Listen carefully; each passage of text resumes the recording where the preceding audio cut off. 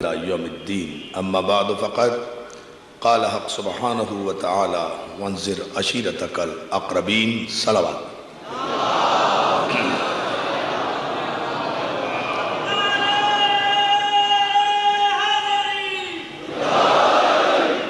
عزیزان محترم حاضرین مجلس اعزا، اللہ سلامت رکھے انجمن فدائے اہل بیت کے ان فعال متحرک عزادار نوجوانوں کو، ان کے سرپرستوں کو اور ان کے معاونین کو کہ ماشاءاللہ یہ مسلسل یکم محرم سے اب تک آپ حضرات کی خدمت میں مصروف ہیں۔ بارگاہ شہدائے کربلا کے متعلق بھی عرض کرنا ضروری سمجھتا ہوں۔ یہ ماشاءاللہ زیور تکمیل سے آراستہ ہو رہی ہے یہ بارگاہ، اور اب اس کی تزئین کے لیے آپ حضرات کی مالی معاونت کی بارگاہ شہدائے کربلا کے اراکین کو شدید ضرورت ہے۔ ان کے والنٹیئرز اور ان کے حضرات وہاں بیٹھے ہوئے ہیں باہر۔ آپ حضرات سے گزارش ہے کہ زیادہ سے زیادہ اس کار خیر میں حصہ لیں، تاکہ آئندہ برس انشاءاللہ جب پھر یہاں مجلس اعزا ہو تو یہ امام بارگاہ زیور تکمیل سے مکمل طور پر آراستہ ہو چکا ہو۔ عزیزان محترم، عشیر سے غدیر تک اسلام، یہ ہمارا موضوع گفتگو ہے، اور اس عنوان کے تحت الحمدللہ آپ حضرات کے بہترین ذوق سماعت کی وجہ سے ہم نے تاریخ کے کئی اہم مرحلے اس نتیجے تک پہنچنے کے لیے طے کیے کہ غدیر انتہا ہے، عشیر ابتدا ہے۔ عشیر اور غدیر کے درمیان ہے اسلام۔ عشیر سے اسلام نے ارتقائی زینے طے کرنا شروع کیے، اور غدیر پر جا کر یہ دین مکمل ہو گیا۔ تو یہ عشیر اور غدیر کے درمیان جو وقفہ ہے، اس وقفے پر ملت مسلمہ کی نظر کیوں نہیں گئی کہ اسلام اگر غدیر تک پہنچا ہے، اسلام اگر تکمیل کے مرحلوں تک پہنچا ہے، تو اس میں کیا علل و اسباب تھے، کس کس کی مدد شامل تھی، کس کس کی معاونت شامل تھی، کس کس کی حمایت شامل تھی، کیا وہ وجوہات ہیں جن کے نتیجے میں اسلام مکمل ہوا، دین کامل ہوا، نعمتیں تمام ہوئیں، اللہ راضی ہوا۔ صرف یہ کہہ دینا کہ وانذر عشیرتک الاقربین کی آیت آئی اور پیغمبر اسلام نے اپنے قرابت داروں کو بلایا، اور قرابت داروں کو بلانے کے بعد آپ نے اعلان رسالت فرما دیا، اور اعلان رسالت کے بعد پھر یہ ساری کیفیات ہو گئیں اور دین مکمل ہو گیا۔ ایسا نہیں ہے عزیزان محترم، بڑے قیامت خیز مرحلوں سے دین گزر کر غدیر تک پہنچا ہے۔ صلوات بھیجیں آپ محمد و آل محمد۔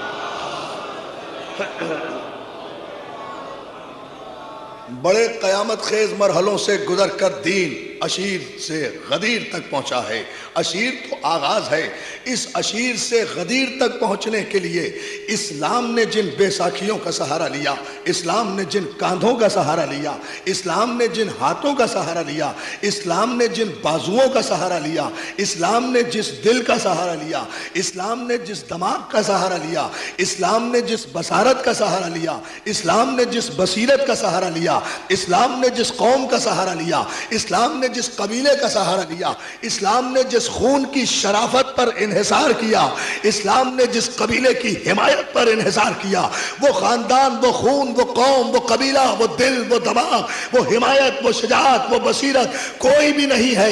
عزیزان محترم، جس طرح تاریخ کا مورخ کہتا ہے کہ اسلام یوں پھیلا، اسلام تلوار سے پھیلا، اسلام تخت سے پھیلا، اسلام تاج سے پھیلا، اسلام حکومت سے پھیلا، اسلام کسی کے اچھے ایڈمنسٹریشن سے پھیلا، کسی کے حسن انتظام سے پھیلا، کسی کی سیاسی بصیرت سے پھیلا، غلط ہے، بددیانتی کرتا ہے تاریخ کا مورخ اسلام سے بھی اور مسلمان نسلوں سے بھی۔ آؤ بارگاہ شہدائے کربلا میں 8ویں مجلس میں اسلام کا پورا خلاصہ ایک جملے میں سنو کہ اسلام نام ہے محمد مصطفیٰ کی بصیرت، ابو طالب کی حمایت، خدیجہ کی دولت اور علی کی شجاعت کا۔ بس یہ خلاصہ ہے۔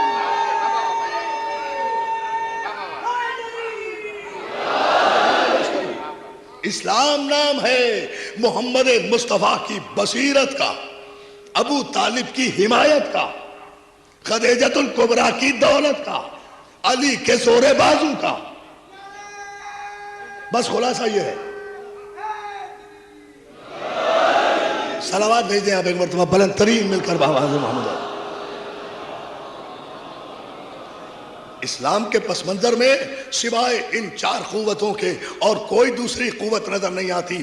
بصیرت مصطفیٰ تو یہ ہے کہ 40 برس تک خاموش رہ کر کفر کے دلوں کو جیتا۔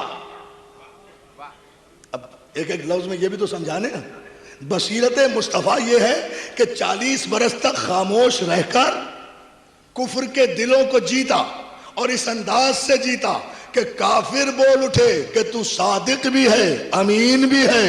صلوات بھیجے محمد و آل محمد۔ اس طرح جیتا۔ اور اس پوری 40 برس کی مکی زندگی میں سرکار ختمی مرتبت اپنے کردار ہی کا تو مظاہرہ کر رہے ہیں، اپنی صداقت و امانت ہی کا تو مظاہرہ کر رہے ہیں۔ تو سرکار ختمی مرتبت کی بصیرت یہ ہے، رسول جانتا ہے کہ کس معاشرے سے سابقہ پڑ رہا ہے، کس قبیلوں سے واسطہ پڑ رہا ہے، اس لیے پہلے رسالت کا اقرار نہیں لیا، صداقت کا اقرار لیا، امانت کا اقرار لیا۔ پہلے مانو کہ میں سچا ہوں، پہلے تسلیم کر لو، اعلان رسالت سے پہلے تسلیم کر لو کہ میں سچا ہوں، مان لو کہ میں امین ہوں۔ کل اگر میں کوئی امانت تمہارے حوالے کروں، اللہ اللہ اللہ فرمائے جان محترم، صلوات بھیجے محمد و آل محمد پر،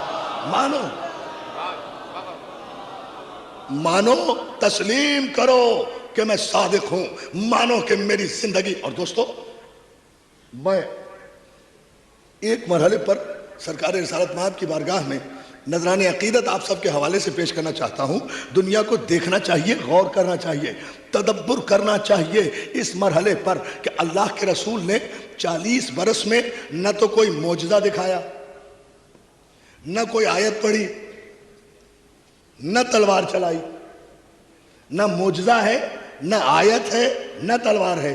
اعلان رسالت کے بعد تو یہ تینوں چیزیں ہیں، لیکن اعلان رسالت سے پہلے نہ معجزہ ہے۔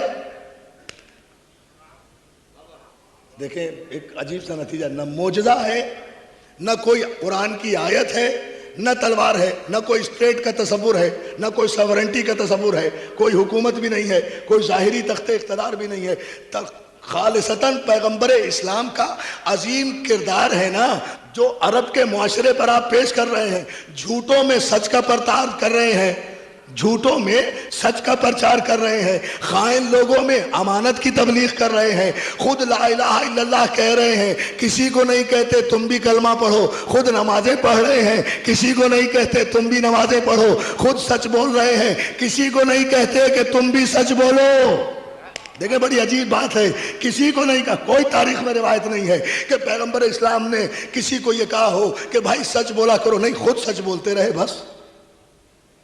عرب کے جھوٹوں میں خود سچ بولے، عرب کے بے ایمان لوگوں میں خود امانت داری کا درس دیا، خود امان۔ اور یہاں تک کہ جتنے بھی اس زمانے میں عربوں کے امین تھے نا، جتنے بھی اس زمانے میں عربوں کے ٹرسٹی تھے نا، جتنے بھی اس زمانے میں عربوں کے بینکر تھے نا، ان سب نے آ کر اپنی امانتیں بھی آمنہ کے چاند کے پاس رکھوانا شروع کر دی۔ یعنی ان سارے ٹرسٹیز کا ٹرسٹی ہو گیا یہ محمد۔ اندازہ فرما، صلوات بھیجے محمد و آل محمد پر۔ دیکھیں بھائی اس جملے پر ٹرسٹی کہتے کسے ہیں؟ ٹرسٹی کہتے کسے ہیں؟ نام بہت آسان ہے، یہ ٹرسٹی کا لفظ بہت آسانی سے استعمال نہیں کرنا چاہیے، اور اس عہدے کو بہت آسانی سے قبول بھی نہیں کرنا چاہیے، اس لیے کہ ٹرسٹی ہونا امانت پیغمبر ہے، وراثت نبی ہے۔ اس کے ساتھ ان صلوات بھیجے نا محمد و آل محمد پر، یہ بہت بڑا منصب ہے۔ اب ذرا سا آپ اس مرحلے پہ توجہ فرمائیں کہ نہ پیغمبر اسلام کسی کو کہتے ہیں کہ تم سچ بولو، خود سچ بول رہے ہیں، کسی کو نہیں کہا کہ تم ایمان لاؤ، کسی کو نہیں کہا کہ تم کلمہ پڑھو. 40 برس تک صداقت اور امانت کا پرچار اللہ کا رسول کر رہا ہے. خود سچ بول رہے ہیں. اتنا سچ بولے, اتنا سچ بولے, میں قربان ہو جاؤں اس سچے کے, میں قربان ہو جاؤں اس صادق کے. مجھے جملہ کہنے دیں. ارے صادق اسے نہیں کہتے جسے خوش آمدید دوست سچا کہیں. صادق اسے کہتے ہیں جسے دشمن بھی سچا مانے. دوستوں کے صلوات بھیجے نا محمد و آل محمد پر, جو سچ سے آشنا نہیں.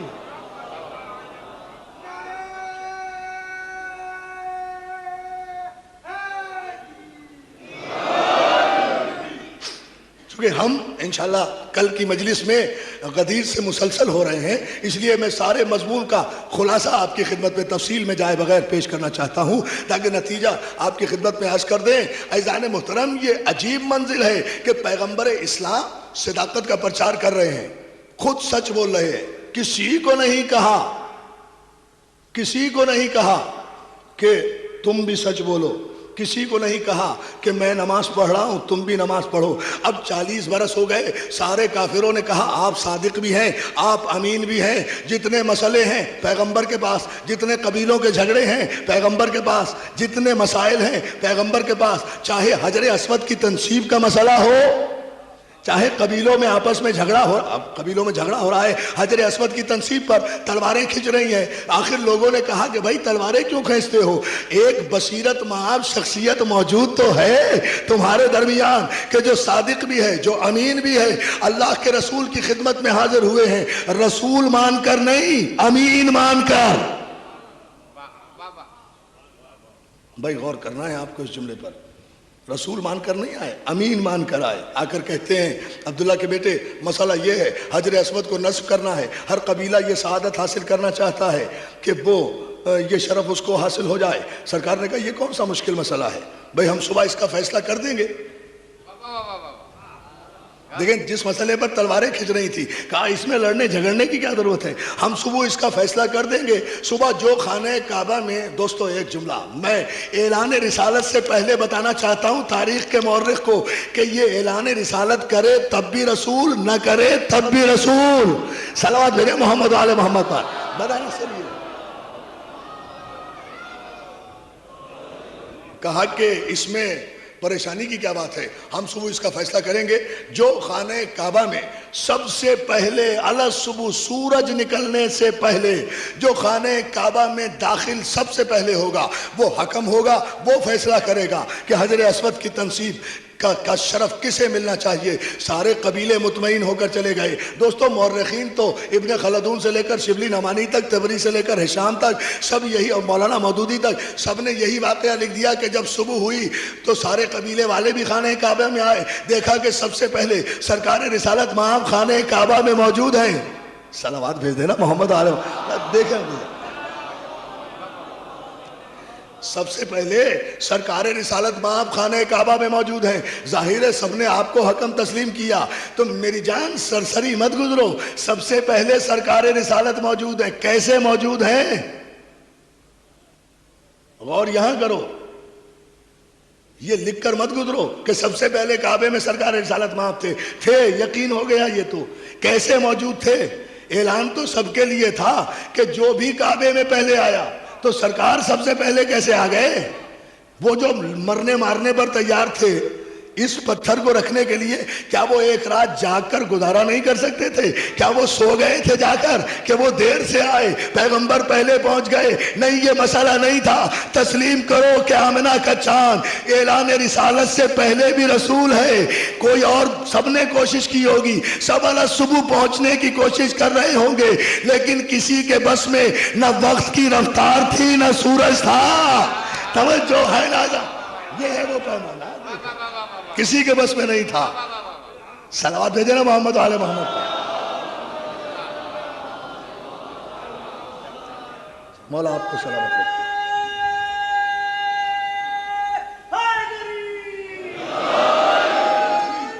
ایک بلند ترین صلوات بھیج لیں ذرا محمد آل محمد پر. کسی کے بس میں نہ وقت کی رفتار تھی نہ سورج کی نبضیں تھیں. اس لیے نہیں کہ لوگ سو گئے تھے دیر سے آئے، نہیں سب پہلے پہنچے، سب نابینا ہو گئے تھے. سورج تو نقش قدم رسول کا انتظار کرتا رہا، اجازت دے تو طلوع ہوں. اور جب تک آفتاب رسالت کعبے میں طلوع نہیں ہوا، آفتاب مشرق نے خواب غفلت سے آنکھ نہیں کھولی. بس عزیزان محترم اب ایک جملہ ہے، آپ قدر کریں نہ کریں، میں اپنی شفاعت اور آپ کی شفاعت کے لیے کہہ رہا ہوں. سورج نے آنکھ نہیں کھولی. سورج کی مجال کیا ہے؟ سورج کی مجال کیا ہے؟ جس کے چشم و ابرو کے اشارے کو اور جس کے قدم کی رفتار کو سورج پہچانتا ہو، شریعت میں اسے معصوم کہا جاتا ہے. شریعت میں اسے معصوم کہا جاتا ہے جس کے چشم و ابرو کے اشارے، میں انشاءاللہ کل کی مجلس میں عرض کروں گا، آج دامن وقت میں اتنی گنجائش نہیں ہے، جس کے چشم و ابرو کے اشارے کو سورج پہچانے، چاند پہچانے، ستارے پہچانے، سیارے پہچانے، کائنات کا ذرہ ذرہ جس کے چشم و ابرو کے اشارے کا پابند ہو، شریعت میں اسے معصوم کہا جاتا ہے. عزیزان محترم، تو پیغمبر اسلام کی آمد سے پہلے، خانہ کعبہ میں آمد سے پہلے سورج کا طلوع نہ ہونا اس امر کی دلیل ہے کہ تمہارے علم میں نہیں ہے کہ یہ رسول تھا، مگر سورج جانتا ہے کہ یہ رسول ہے. یا علی یا علی یا علی، توجہ ہے نا دوستو. مگر آفتاب جانتا ہے کہ یہ رسول ہے، مہتاب جانتا ہے کہ یہ رسول ہے.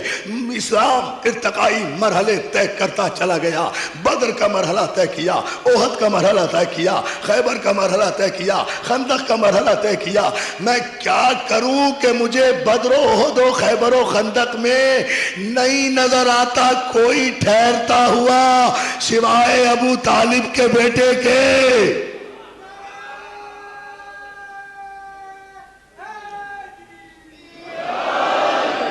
یہ جتنی بھی جنگیں ہیں مرہون منت ہیں شرافت خون ابو طالب کی، مرہون منت ہیں علی کے دست و بازو کی.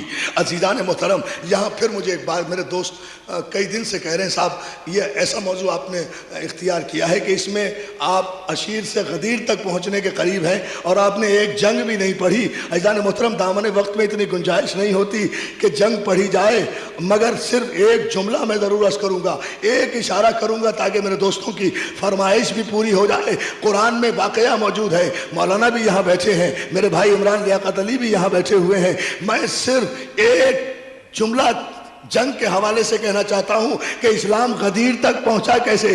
وہ یوم حنین، قرآن میں آیت موجود ہے کہ یاد کرو وہ یوم حنین کو، جنگ حنین کو. اب بہت توجہ اس جملے پر، یاد کرو جنگ حنین کو مسلمانوں، جب تم اپنی اکثریت پر مغرور ہو گئے تھے. ہائے ہائے، اس کو تو میں سمجھائے بغیر آگے نہیں بڑھوں گا، چاہے المحسن کی مجلس بھی یہی پڑھنا پڑے. ہاں صلوات بھیجیں آپ محمد علیہ وسلم. مولا آپ کو سلامت رکھے. آپ اس جملے پر ذرا غور فرمائیں. قرآن کہتا ہے میرے حبیب یاد کرو یوم حنین کو کہ جب مسلمان اپنی اکثریت پر گھمنڈی ہو گئے تھے، مغرور ہو گئے تھے، تکبر کر لیا تھا اور اس اکثریت کے غرور میں آ کر جیتی ہوئی جنگ ہار بیٹھے تھے. آپ نے غور نہیں کیا؟ یہ قرآن میں آیت کل بھی تھی آج بھی ہے. مسلمانوں اکثریت پہ مغرور مت ہوا کرو، جیتی ہوئی جنگ بھی ہار بیٹھو گے. توجہ توجہ توجہ توجہ، جیتی ہوئی صلوات میرے محمد آل محمد پر.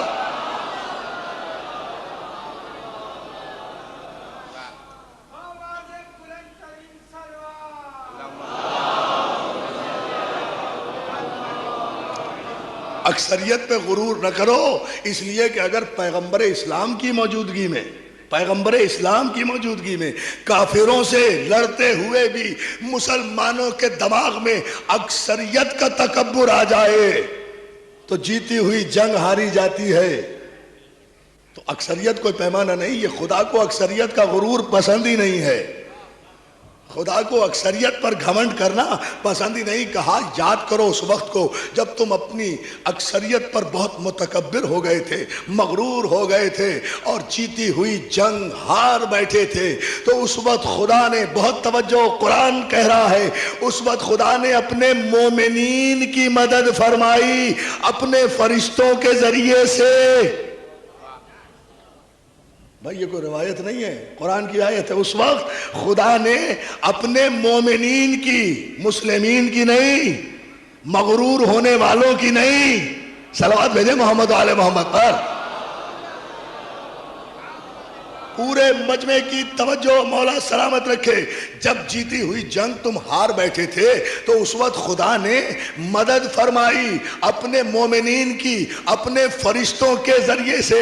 ارے قرآن کے مفسر تو اتنا کہہ کے گزر گئے کہ جنگ حنین میں 10,000 فرشتے آئے تھے. جیسے یہ گن رہے ہوں, یہ کھڑے ہوئے ہوں وہاں اور فرشتوں کو دیکھ رہے ہوں, مجھے اس سے بحث نہیں ہے. 10,000 آئے ہوں گے یا 20,000 آئے ہوں گے, مگر ایک بات پر رکو, ٹھہرو, سوچو, اور یہ سوچے بغیر آگے نہیں بڑھنے دوں گا میں. تاریخ میں ایک قدم آگے نہیں بڑھنے دوں گا. فرشتوں نے مدد کی. قرآن کا وعدہ ہے, ہمیں ایمان لانا ہے, ہمیں یقین کرنا ہے. اللہ نے فرشتوں کو, ہم بات سمجھ میں نہیں آتی, اس ترقی یافتہ دور میں, اس علمی دور میں اللہ نے فرشتوں کے ذریعے سے مسلمانوں کی مدد کی. اللہ نے, دوستو پوری توجہ, اللہ نے فرشتوں کے ذریعے سے مسلمانوں کی مدد کی اور ہاری ہوئی جنگ جیت لی گئی. خدا کی قسم اس آیت کی تفسیر نہ ملتی اگر در صحرا پر اپنی داڑھی سے جھاڑو دینے والا, ایمان کے 9 درجوں پر فائز ہونے والا سلمان فارسی جنگ حنین سے دوڑا رسول کے خیمے میں آ کر یہ سوال نہ کرتا, یا رسول اللہ آج مدینے سے کتنے علی لے کر چلے تھے. توجہ دیکھیں نا, جملہ دیکھیں نہیں,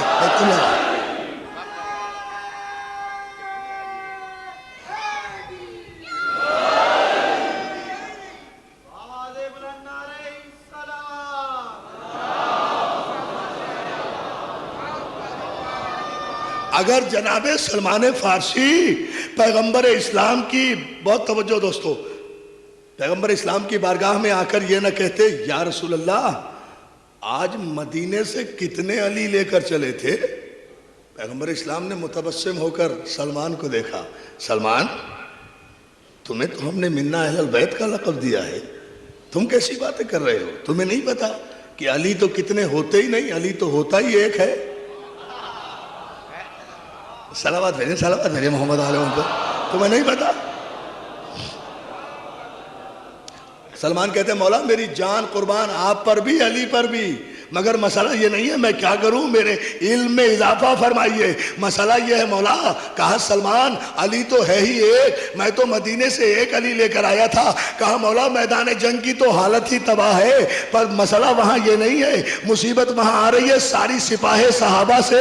آپ گواہی لے لیجئے یا رسول اللہ کہ کافروں پر تلوار چل رہی ہے. جو 10 گز کے فاصلے پہ کافر قتل ہو کے گر رہا ہے وہ بھی کہتا ہے علی نے مارا, جو 20 گز پہ گرا وہ بھی کہتا ہے علی نے مارا, جو 70 گز پہ گرا وہ بھی کہتا ہے علی نے مارا, جو میمنے پہ گرا وہ بھی کہتا ہے علی نے مارا, جو میسرے پہ گرا وہ بھی کہتا ہے علی نے مارا, جو قلب لشکر میں گرا وہ بھی کہتا ہے علی نے مارا. جو بھی کافر کٹ کے گر رہا ہے وہ ایک ہی بات کہہ رہا ہے علی نے مارا.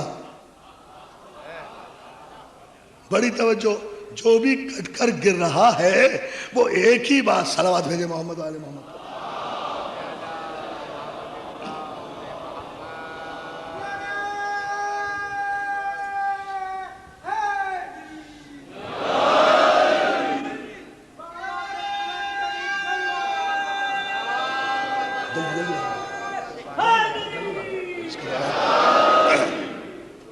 توجہ ہے نا دوستو, ایک مرتبہ اور درود بھیج دیں محمد علیہ محمد.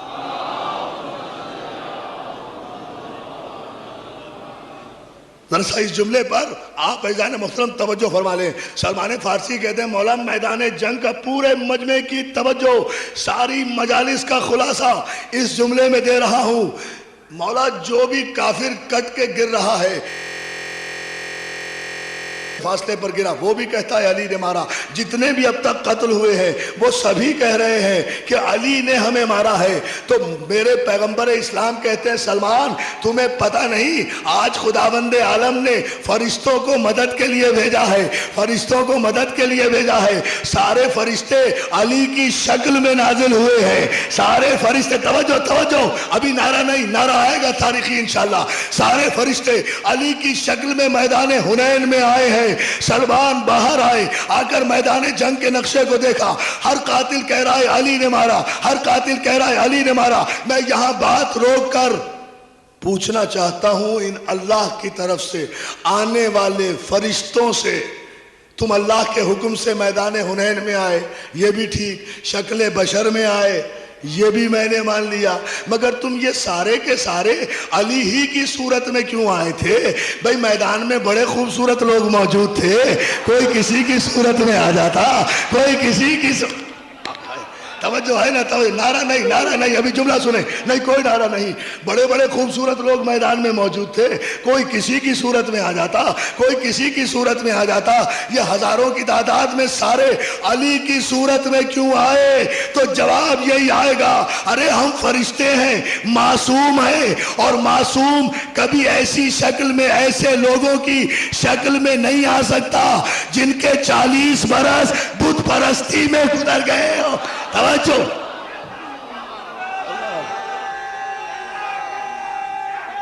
حیدری،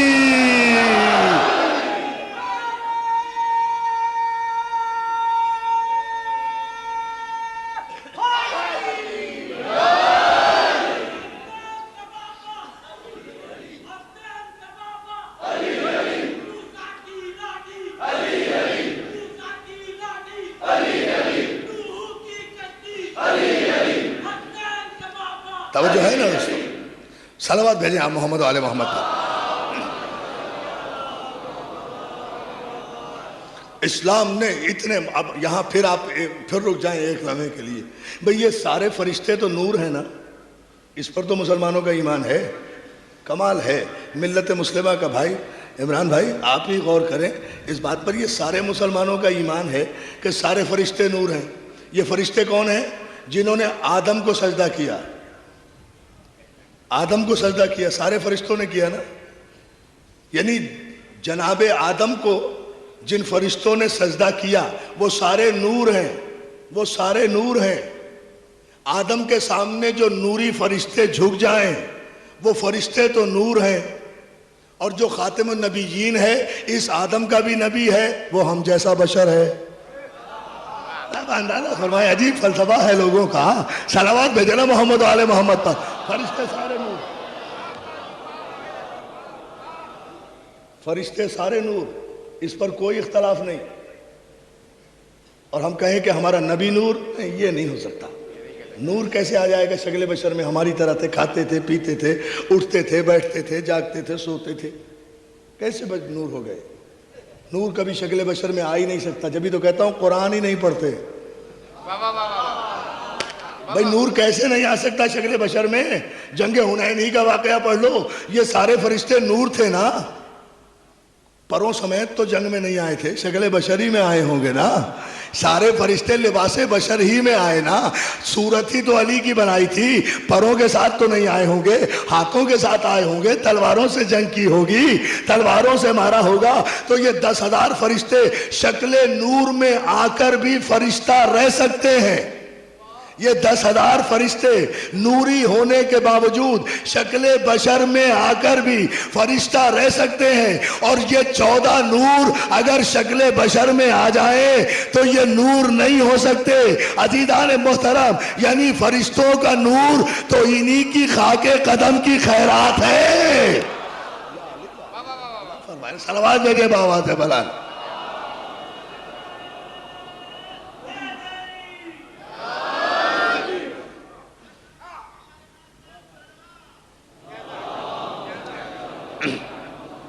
اسلام بدر سے گزرا کامیاب، احد سے گزرا کامیاب، خیبر سے گزرا کامیاب، خندق سے گزرا کامیاب، حنین سے گزرا کامیاب۔ یہ ساری غزوات میں جتنی بھی یہ جہاد ہیں، دفاعی جنگیں ہیں، ان میں اسلام کامیابی سے گزرتا رہا۔ علی کے زور بازو کے نتیجے میں ارتقاء کی سیڑھیاں طے کرتا رہا۔ تو عدل الہی کا تقاضا تھا میرے حبیب، جب اسلام کی ابتدا سے لے کر حج آخر تک صرف ایک ہی نظر آتا ہے تو پھر اس ایک ہی کو اسلام کا وارث بنا دو۔ دیکھیں نتیجہ یہ ہے، علی تو بالکل انپوز آئے ہیں بھائی، کوئی کینڈیڈیٹ ہے ہی نہیں مقابلے میں، اس لیے کہ کسی نے کوئی اسلام کی خدمت کی ہی نہیں۔ علی کے علاوہ صلوات بھیجنا محمد آل محمد، کوئی ثابت قدم رہا ہی نہیں، کوئی ثابت قدم نہیں رہا، کسی کے لیے نہیں کوئی کہہ سکتا۔ پوری تاریخ کے اوراق کو آپ اٹھا کر دیکھ جائیے، علی اگر مولا بنے ہیں نا، میں تو کہا کرتا ہوں یہ بات، 18 ذی الحجہ کے موقع پر میں نے کہا تھا جشن غدیر کے موقع پر محفل شاہ خراسان میں، کہ علی رشتہ داری کی بنیاد پہ مولا نہیں بنے، علی میرٹ کی بنیاد پہ مولا بنے ہیں۔ میرٹ کی صلوات محمد آل محمد پر، میرٹ کی کوالیفیکیشن کی بنیاد پر۔ کیوں؟ اس کی وجہ ہے، اس کی وجہ یہ جملہ سن لیں دوستو، غدیر سنانے کا تو موقع نہیں ہے لیکن ایک جملہ ضرور بنے ہیں، وہ میرٹ کی بنیاد پر کوالیفائی کیا ہے علی نے منصب مولا، تب کہیں مولا بنے ہیں۔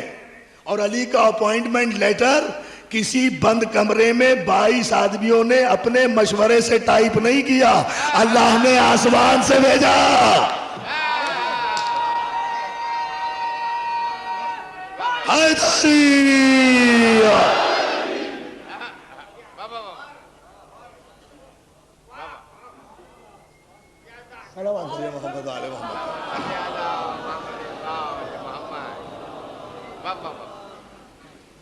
علی اگر مولا بنے ہیں میرٹ کی بنیاد پر، کوالیفیکیشن کی بنیاد پر، کوالیفائی کیا ہے، تھیوری بھی دی ہے، پریکٹیکل بھی دیا ہے۔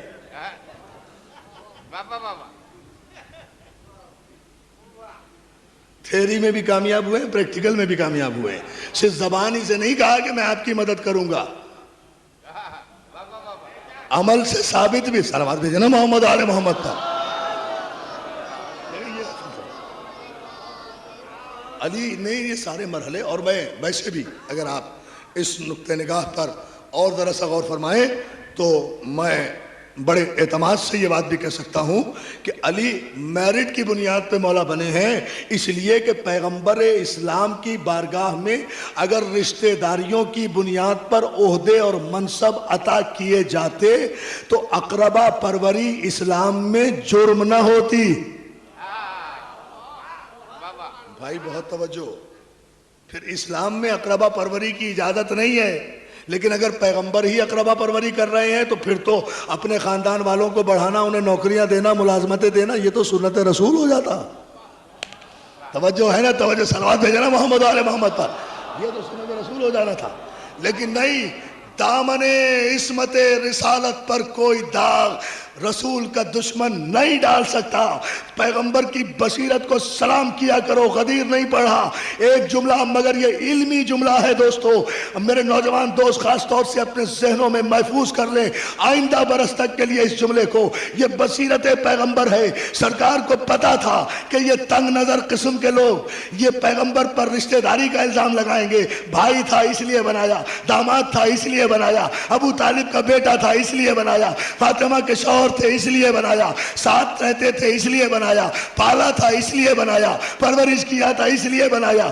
اللہ جانے کیا کیا الزام لگا دیتے، مگر اللہ رے بصیرت ختمی مرتبات کہ سرکار رسالت مآب نے غدیر سے پہلے خطبہ دیا۔ بہت توجہ اس جملے پر، یہ جملہ جو میں کہنے جا رہا ہوں نا دوستو، یہ داد دینے یا داد لینے والا جملہ نہیں ہے، یہ محفوظ رکھنے والا جملہ ہے۔ غدیر کے اعلان سے پہلے پیغمبر نے خطبہ حجۃ الوداع دیا ہے، اور جو وہ خطبہ سرکار نے دیا، بہت توجہ میدان عرفات میں جو خطبہ میرے مولا نے دیا ہے، اس کا خلاصہ یہ ہے کہ یاد رکھو جاہلیت کے زمانے کی ساری رسمیں مٹا دی گئی ہیں۔ ایھا الناس، یاد رکھو کالے کو گورے پر، گورے کو کالے پر، عرب کو عجم پر، عجم کو عرب پر، آقا کو غلام پر، غلام کو آقا پر، کسی بھی بنیاد پر کوئی تفوق اور برتری حاصل نہیں ہے۔ رشتہ داریوں کے بت توڑ دیے گئے، قبیلہ پرستی کے بت توڑ دیے گئے، رنگ و نسل کے بت توڑ دیے گئے۔ یہ خطبہ پیغمبر پہلے ہی دے کر آ رہے ہیں، کوئی فضیلت کی وجہ نہیں ہے۔ اِنَّا أَكْرَمَكُمْ عِنْدَ اللَّهِ أَتْقَاكُمْ، بلکہ تمہارے درمیان مکرم، معظم اور محترم سب سے زیادہ وہ ہے جو تقوی میں بلند ہے۔ آپ نے غور نہیں کیا اس جملے پر؟ یہ خطبہ تو پیغمبر پہلے دے کر آئے، یہ پہلے کہہ کر آئے کہ کوئی رشتہ داری نہیں، کوئی عرب عجم نہیں، کوئی مکی مدنی نہیں، کوئی ہاشمی مطلبی نہیں، کوئی مہاجر انصار نہیں، کوئی کالا گورا نہیں، کوئی آقا غلام نہیں، تم میں جو بھی سب سے زیادہ صاحب تقوی ہے وہ معزز ہے، عزت کے قابل وہ جو متقی۔ اب یہ تو پیغمبر اسلام تھے نا، رحمت للعالمین تھے، آئیڈنٹیفائی نہیں کیا، سب کو کہہ دیا کہ تم میں جو بھی ہے، بھئی خلق عظیم پر فائز تھے نا، اس لیے اجتماعی جملہ استعمال کر دیا کہ تم سب میں، یہ 1,40,000 کا جو مجمع تھا، تم سب میں جو بھی متقی ہے وہ عزت والا ہے۔ مگر مشیت نے یہ گوارا نہیں کیا، نہیں میرے حبیب اب ہو رہا ہے اسلام مکمل، اب مصلحت والی بات کوئی نہیں چلے گی، یہ تو سبھی کہتے رہیں گے صاحب ہم بھی متقی ہیں، نمازیں تو ہم بھی پڑھتے ہیں، روزے تو ہم بھی رکھتے ہیں، آپ پر ایمان تو ہم بھی لائے ہیں، صحابی تو ہم بھی ہیں، اقتداء میں نمازیں تو ہم نے بھی پڑھی ہیں۔ ان میں سے ہر ایک غلط فہمی میں مبتلا ہو جائے گا، سمجھے گا ہم سب متقی ہیں۔ میرے حبیب ابھی نہیں، ایسا نہ کرو، اب یہ وقت نہیں رہا، بہت تھوڑا وقت رہ گیا ہے، بلکہ واضح طور پر بتا دو کہ تم سب میں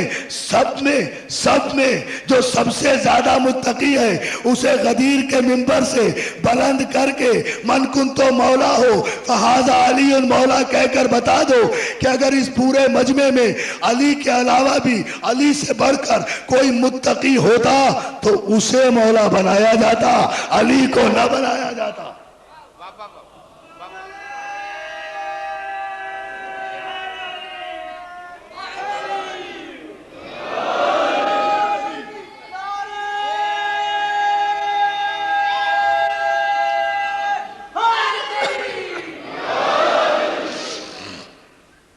صلوات بھیج دیں بابا بلند محمد علیہ۔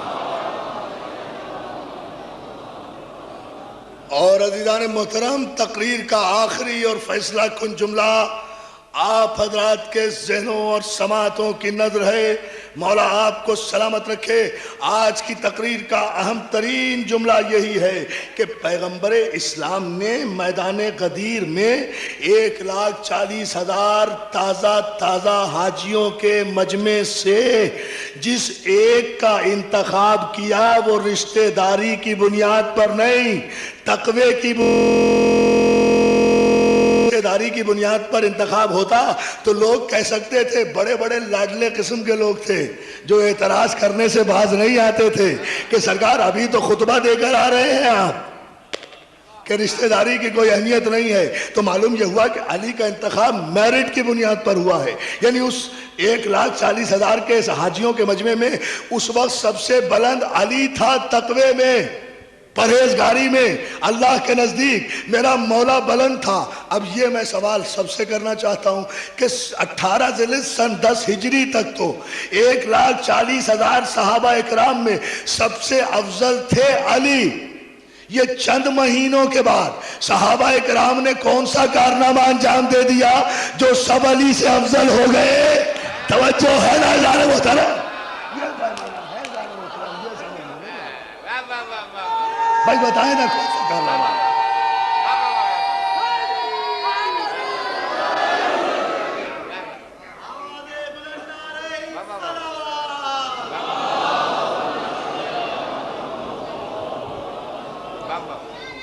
بھائی دیکھیں نا، اس کے بعد تو یہ غدیر کے بعد تو چند مہینوں ہی کا مسئلہ ہے نا، سال بھر کا بھی نہیں ہے۔ تو یہ چند مہینوں میں کس نے کون سا کارنامہ انجام دے دیا؟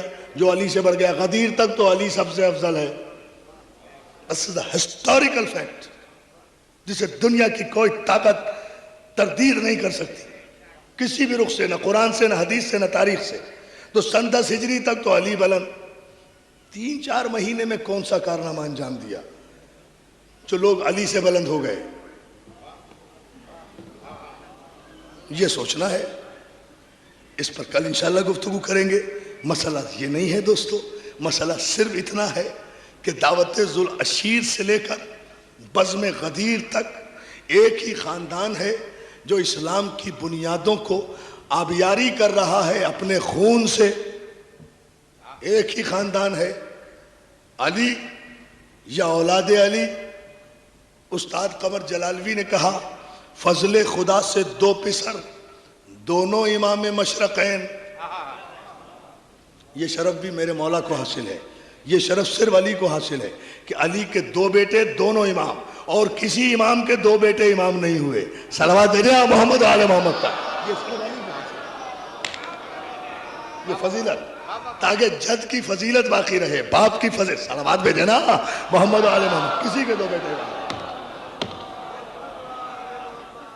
فضل خدا سے 2 پسر دونوں امام مشرقین.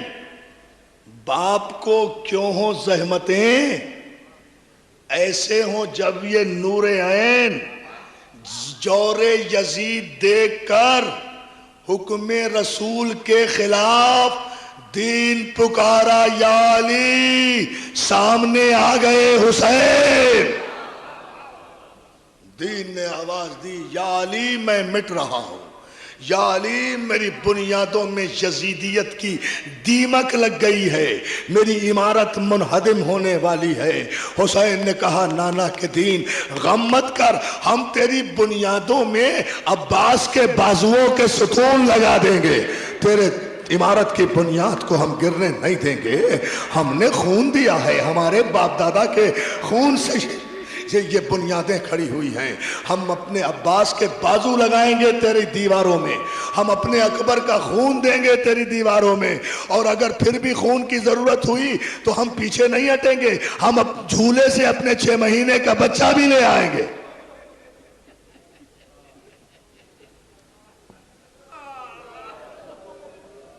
آٹھ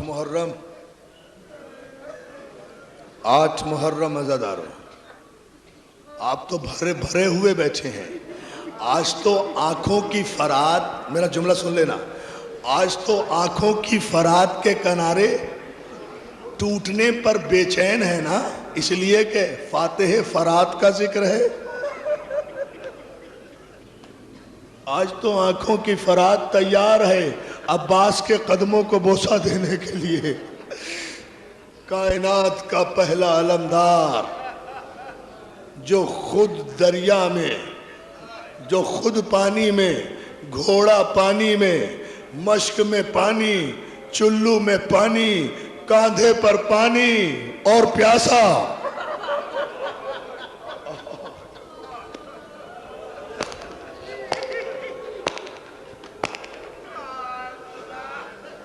جزاک اللہ.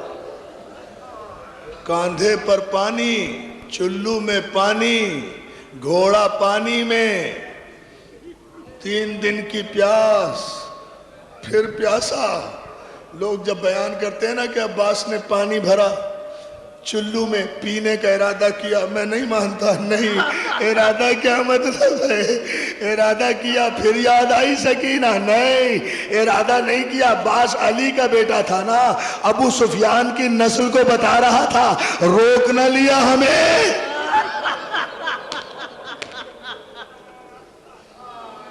یہ غدیر کا وارث ہے عباس، یہ عشیر کا ثمر ہے عباس.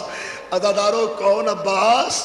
سکینہ کی پیاس عباس، زینب کا پردہ عباس، بیواؤں کا آسرا عباس، اہل حرم کی ڈھارس عباس، علی اکبر کا استاد عباس، قاسم کا عمو عباس، اول محمد کے مامو جان عباس، بنی ہاشم کا چاند عباس، علی کا تیور عباس، حیدر کا وارث عباس، دلیر عباس، جری عباس، ساونت عباس، شیر عباس، حسین کا قوت بازو عباس، ام البنین کا لال۔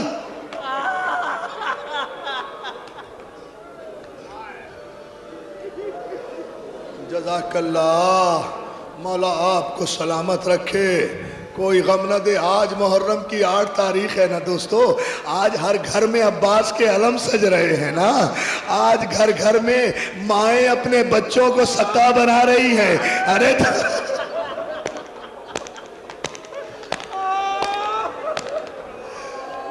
آج ہر گھر میں مائیں اپنے بچوں کو سکا بنا رہی ہیں۔ آج دودھ کی سبیلیں لگ رہی ہیں، شربت کی سبیلیں لگ رہی ہیں۔ آج بچے علم اٹھا رہے ہیں۔ آج ماؤں نے عباس کی درگاہ میں اپنے بال کھولے ہوئے ہیں۔ عزادارو ایک جملہ سنو گے، جہاں بھی علم آج دیکھو گے نا کسی بچے کے ہاتھ میں، اس علم میں تمہیں ایک چھوٹی سی مشق نظر آئے گی۔ سنے گا میرا بھائی؟ سنو گے؟ آج جہاں بھی علم دیکھو گے تمہیں اس علم میں ایک چھوٹی سی مشق نظر آئے گی۔ عباس کا علم مشق کے بغیر مکمل نہیں ہے، اس لیے کہ اس مشق کے لیے تو عباس نے خون دے دیا۔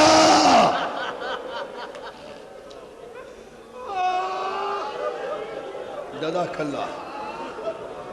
عزادارو جناب ام البنین کا لال ہے نا عباس، بس دامن وقت میں گنجائش نہیں، باقی مصائب انشاءاللہ المحسن میں۔ ایک جملہ سن لو دوستو، عباس جب لڑائی کے لیے چلے، عباس جب پانی لینے چلے، حسین نے آواز دی، علی اکبر ادھر آؤ بیٹا۔ بیٹا عباس کے جانے کے بعد ہمیں نظر کچھ نہیں آتا، عباس ہماری دنیا اندھیر کر گئے، اکبر ہمیں کچھ نظر نہیں آ رہا، ہم زمین پہ بیٹھ جاتے ہیں، اس لیے کہ اب عباس کے بعد ہم زمین ہی پر بیٹھیں گے۔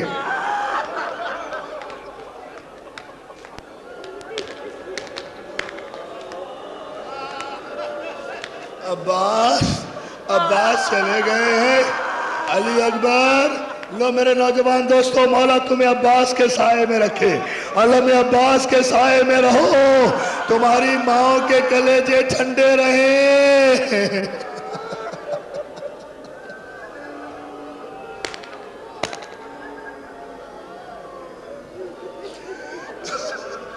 تمہاری ماں کے کلیجے ٹھنڈے رہیں۔ عزادارو حسین کہتے ہیں اکبر ادھر آؤ بیٹا، ہمیں نظر نہیں آ رہا، بابا کیا حکم ہے بیٹا، ہمارے پاس بیٹھ جاؤ، ہمیں علم دیکھ کر بتاتے رہو میرا غازی کس طرف ہے، میرا غازی کس طرف ہے۔ اکبر بتا رہے بابا علم تیزی سے دریا کی طرف بڑھ رہا ہے، علم تیزی سے دریا کی طرف بڑھ رہا ہے۔ حسین کہتے اللہ تیرا شکر ہے۔ علی اکبر نے پھر کہا بابا علم ایک جگہ رکا کھڑا ہے، ایسا معلوم ہوتا ہے چچا دریا پہ پہنچ گئے، چچا دریا پہ پہنچ گئے۔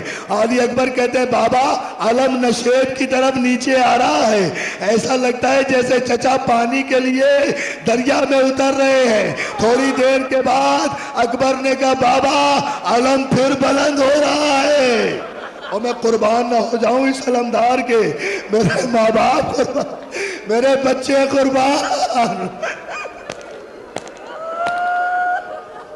شہزادی ام البنین ہمارا سلام بی بی، تیرے لال کے ماتم کرنے والے آئے ہیں۔ عزادارو علی اکبر نے کہا بابا علم بلند ہو رہا ہے، شاید چچا دریا سے پانی بھر چکے۔ اکبر ایک مرتبہ خوشی کے عالم میں کہتے ہیں بابا علم تیزی سے خیمے کی طرف آ رہا ہے۔ حسین نے شکر کا سجدہ کیا۔ عزادارو ایک مرتبہ علی اکبر نے چلا کر کہا بابا غضب ہو گیا، بابا علم نے دائیں سے بائیں کو گردش لی۔ ماتم کرو نا عزادارو، آج سے بڑھ کر بھی کوئی قیامت ہے؟ ام البنین کے بیٹے کا ماتم ہے۔ بابا ٹھہرو بیٹا ٹھہرو، شادی دیکھیں، مولا آپ کو سلامت رکھے۔ علی اکبر میرے مولا مجھے طاقت دے دو، میں 2 جملے کہہ دوں، میں 2 جملے کہہ دوں. ام البنین مجھے طاقت دے، میں 2 جملے تیرے لال کے لیے کہہ دوں. اکبر کہتا ہے بابا بابا غضب ہو گیا. بیٹا کیا ہوا؟ بابا علم نے دائیں سے بائیں کو گردش لی. حسین نے کہا پروردگار میرے بازو کی خیر. اکبر پھر چلایا بابا علم نے بائیں سے پھر دائیں کو کروٹ لی. ماتم کیے جاؤ، ماتم کیے جاؤ دادارو. ابھی نہیں بیٹا، جب میں کہوں گا عالم آئے گا. آخری جملہ سن لو، آخری جملہ سن لو. مولا تمہیں صرف میری طرف دیکھنا، ابھی ادھر مت دیکھو. یہ قیامت کا وقت ہے، یہ قیامت کا وقت ہے. مجلس اپنی مقبولیت کے، ہاں مجلس اپنی مقبولیت کی معراج پر ہے. ایک جملہ دعائیں مانگ لینا. آج غازی سے دعا مانگنا. غازی باب الحوائج ہے نا، حاجتیں پوری کرتا ہے نا. لو آج تمنائیں کر لو، حاجتیں مانگو. ایک مرتبہ علی اکبر نے کہا بابا علم نے بائیں سے دائیں کو گردش لی. اس کے بعد کہتا ہے، اب علی اکبر کہتا ہے بابا علم حج کھولے کھا رہا ہے. بابا علم حج کھولے کھا رہا ہے. بابا علم جھکا، بابا علم نظر نہیں آ رہا. ادھر علم گرا، ادھر حسین کے سر سے امامہ گرا، زینب کے سر سے چادر گری. دریا پر تلے